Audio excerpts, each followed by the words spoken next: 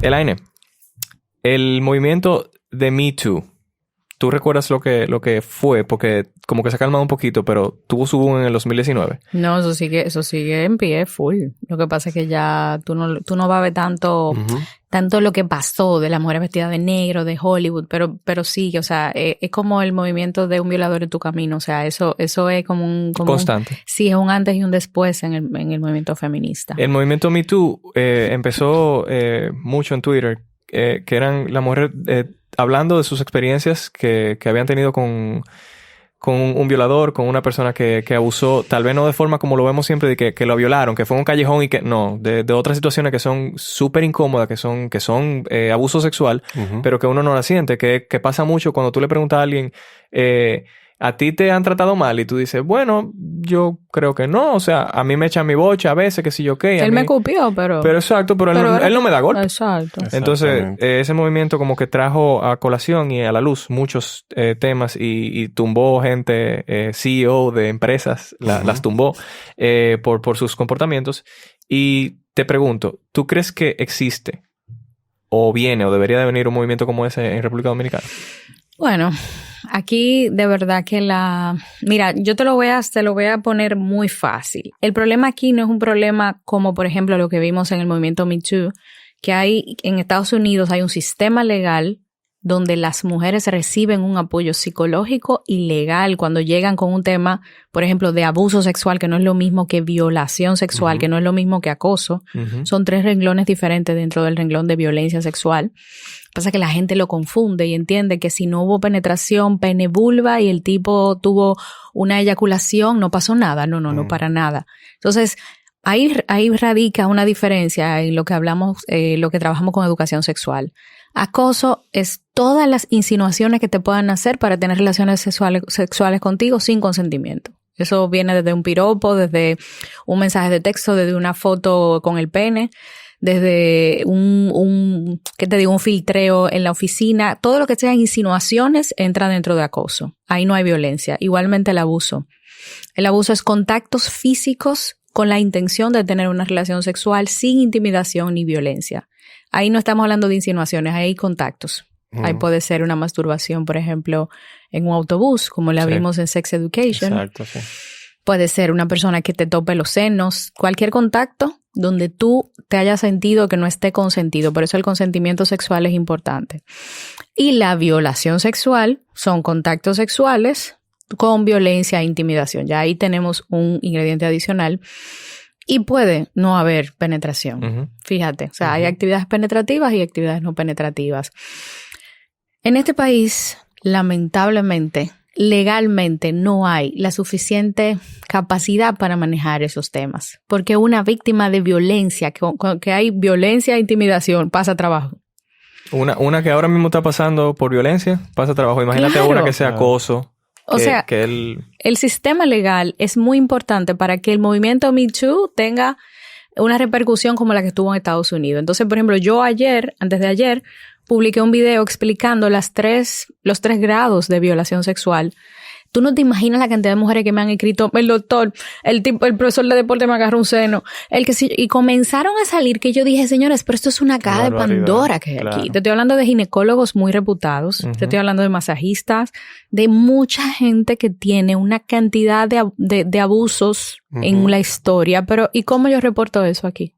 Si una mujer que llega con un ojo abollado pasa trabajo en la fiscalía. Entonces, para que suceda un movimiento como este, tiene que haber primero un reajuste en el sistema judicial, por decir algo. O sea, y no solamente eso, en el sistema psicológico, porque la víctima tiene un trauma. O sea, por ejemplo, hoy me escribió una madre diciéndome, yo llevé a mi hija al médico, al ginecólogo, a hacer su primer chequeo con 18 años y tiene 24 y no ha querido volver. ¿Por qué no ha querido volver? Carajo. Porque me confesó ayer, cuando vio tu video, que el médico la masturbó. Oh, wow. Bien. Pero él es el médico que atiende a la familia entera. O sea, yo parí con él, mi mamá, mi yo quiéncito. Y yo, señora, pero usted supo que usted tiene que denunciar. Claro. Entonces, cuando hablamos de todos esos casos, y yo tengo muchos, o sea, tengo casos de penetración, tengo casos de acoso de una forma directa. Entonces, cuando tenemos esos casos, ¿a dónde la mando? Porque lo primero es que tiene que haber una prueba para demostrar eso, porque es tu palabra contra la mía. Puede ser que tú malinterpretaste, que yo rocé la mano por el seno, pero fue que hacía frío y yo noté. O sea, en la violación sexual hay una prueba biológica, que es el semen, donde hay una muestra de ADN dentro de tu cuerpo. Pero en el acoso no, ni en el abuso tampoco. Entonces, y también eso depende mucho del tiempo en que se haga la denuncia. Incluso con lo de la violación.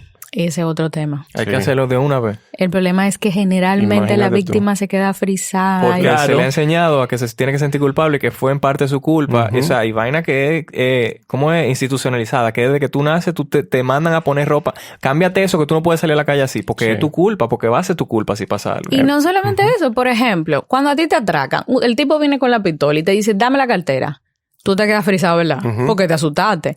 A ti no te dicen, tú querías que te atracaran, porque tú tú ni siquiera lo ocupiste al tipo. Hermano, yo me frisé porque en ese momento me estaban atracando. Claro. Pero no pasa eso cuando hablamos de violación. Lo primero que dice es que ella le gustó, mi amor. Ella estaba cogiendo gusto. ¿Por qué ella no dijo nada? ¿Me entiendes? Entonces, la revictimización lo hace una sociedad que no entiende el proceso que vive una víctima de abuso sexual. Pero estamos hablando de que se están rompiendo uno de los pilares más grandes de la identidad, que es la intimidad. Por eso es tan traumático. Tú hablaste algo de cuando tú hiciste la historia de la joven que duró 6 años para volver al médico de nuevo. Sí, más o menos. Recordé que nosotros hablamos un poquito de eso, de los padres en general, cuando ven un comportamiento en un niño que cambia drásticamente, por ejemplo, que iba al ballet, la niña o el niño, y le encantaba el ballet, y de repente no quiere volver al ballet. Es algo que hay que... Ahí, no es que el muchachito está jodón y que ahora... Renuente y rebelde, ¿no? Hay algo que está pasando. Perfectísimo. Puede que ya no le esté gustando el ballet, pero si es drástico el cambio en la emoción de que a mí me gustaba ir a gimnasia, a mí me gustaba nadar, y ya no, es por algo. Mira, ya aún no sea nada, es válido investigar. Claro. ¿Te entiendes? El comportamiento de todo el mundo siempre te dice algo. Claro. Tú ves que la gente dice, no, pero es que él está como raro. Sí, pero ¿cómo raro? Lo que pasa es que él antes como que él llegaba, me saludaba, me daba un abrazo. Ahora él llega y se mete en su cuarto. Claro. Pero es que ese comportamiento... Sí, somos animales sociales al final. Algo te está diciendo. ¿Tú sabes si él está deprimido? No, yo lo veo que él está como que no me responde mucho.